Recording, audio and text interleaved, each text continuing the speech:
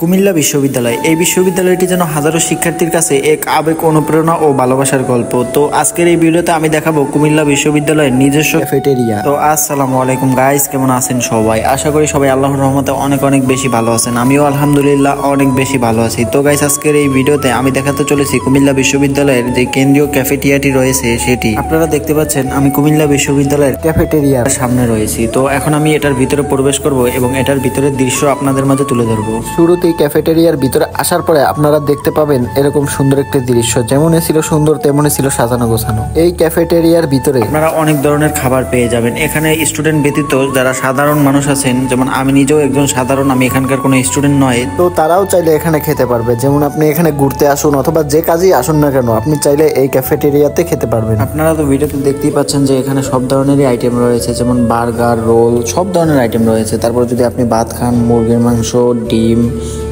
গরুর মাংস, সব ধরনের খাবারই রয়েছে। তো আপনারা এখানে ঘুরতে আসলে খাবার নিয়ে কোনো ধরনের প্যারা খেতে হবে না, কেননা এখানকার ক্যাফেটেরিয়ার খাবারগুলো অনেক সুন্দর ও স্বাদের। তো এটাই ছিল আজকের মিনি ব্লগটা কেমন লেগেছে অবশ্যই কমেন্ট করে জানাবেন, আর ভালো লাগলে অবশ্যই লাইক আর সাবস্ক্রাইব করে দিবেন।